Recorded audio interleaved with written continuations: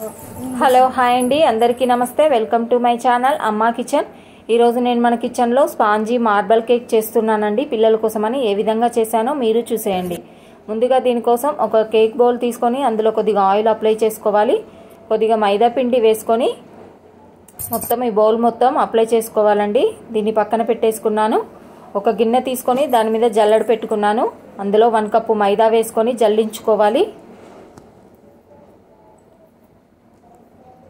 ఇందులోనే 1/2 teaspoon baking soda, 1 teaspoon baking powder, చిటికెడు ఉప్పు వేసుకోవాలి. ఇవి కూడా మనం జల్లించుకోవాలి. మనకిప్పుడు డ్రై ఇంగ్రీడియంట్స్ రెడీ అయిపోయినాయండి. వీటిని పక్కన పెట్టేసుకుందాం. నేను 1/2 కప్పు చక్కెర తీసుకొని మిక్సీలోకి వేసుకొని మెత్తగా పౌడర్లా చేసుకున్నాను. వేరొక మిక్సీ జార్ తీసుకొని అందులోకి 2 ఎగ్స్ వేసుకున్నాను. మీకు ఎగ్స్ వద్దు అనుకుంటే ఈ ప్లేస్లో 1/2 కప్పు పెరుగు తీసుకోండి. తీయటి పెరుగు తీసుకోవాలి. ఇందులో 1/2 కప్పు ఆయిల్ వేసుకున్నాను. 1/2 టీ స్పూన్ వెనిలా ఎసెన్స్ వేసుకున్నాను. మనం ముందుగా గ్రైండ్ చేసి పెట్టుకున్న షుగర్ పౌడర్ కూడా వేసుకుంటున్నాను. ఇదంతా ఒకసారి మిక్సీ పట్టుకోవాలండి. దీన్ని క్రీమీగా వచ్చేంత వరకు మనం మిక్సీ పట్టుకోవాలి. చూడండి ఈ విధంగా. ఇప్పుడు మనం జల్లించి పెట్టుకున్న మైదా పిండిలో ఈ మిశ్రమాన్ని వేసేసి కలుపుకోవాలి. ఉండలేమీ లేకుండా కలుపుకోవాలండి.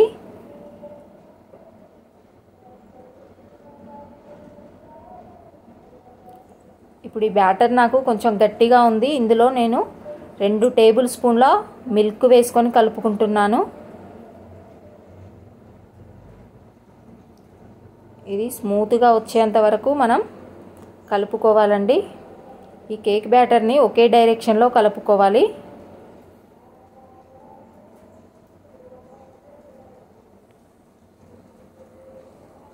నేను ఇక్కడ చూడండి ఈ విధంగా కలుపుకున్నాను. కేక్ బ్యాటర్ అన్నది మనకు రెడీ అయిపోయింది. ఈ బ్యాటర్లో నుంచి హాఫ్ వేరొక బౌల్లోకి తీసుకుంటున్నాను. ఇక్కడ నేను మార్బల్ కేక్ చేస్తున్నాను. ఇప్పుడు ఇందులో కొద్దిగా కోకో పౌడర్ యాడ్ చేసుకుంటాను. చూడండి 2 టీ స్పూన్స్ కోకో పౌడర్ వేసుకొని ఇదంతా ఈ బ్యాటర్లో కలిసే విధంగా కలుపుకోవాలి. 1 టీ స్పూన్ మిల్క్ కూడా యాడ్ చేసుకొని కలుపుకుంటున్నాను.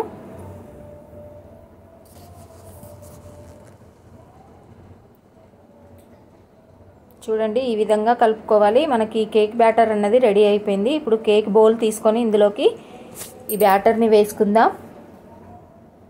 ముందుగా ప్లెయిన్ బ్యాటర్ని 1 స్పూన్ సహాయంతో వేసుకుంటున్నాను. తర్వాత ఈ కోకో పౌడర్ కలిపిన బ్యాటర్ని వేసుకున్నాను. చూడండి మొత్తం కూడా ఇదే విధంగా వేసుకోవాలి.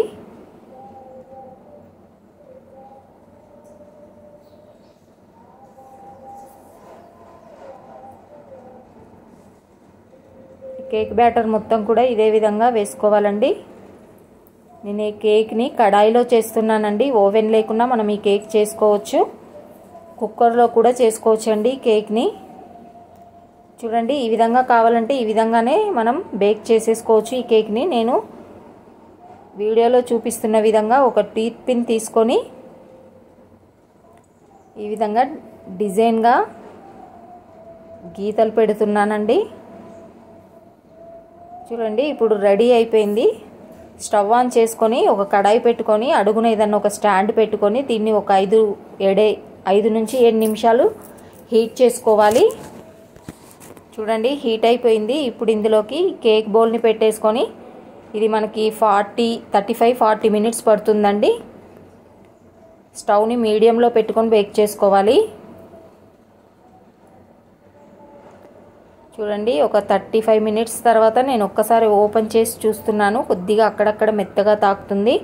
అందుకే ఇంకొక 5 మినిట్స్ మనం దీన్ని బేక్ చేసుకోవాలండి ఈ కేక్ని.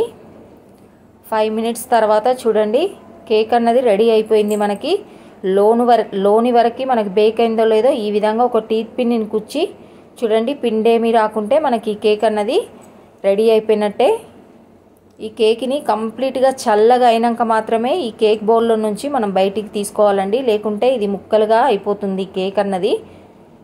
నాకు మొత్తం కూల్ అయిపోయినాకనే నేను తీసుకున్నాను ఈ విధంగా కేక్ని బయటికి. చూడండి, స్పాంజీగా మార్బల్ కేక్ రెడీ అయిపోయింది. మనం ఇంట్లో చేసి పెడితే పిల్లలు కూడా ఇష్టంగా తింటారు కదండి. నేనైతే ఈ విధంగా ట్రై చేశాను స్పాంజీ మార్బల్ కేక్ని. మీకు ఎలా అనిపించిందో చెప్పండి. ఈ వీడియో మీకు నచ్చినట్టయితే లైక్ చేయండి, షేర్ చేయండి, సబ్స్క్రైబ్ చేయండి.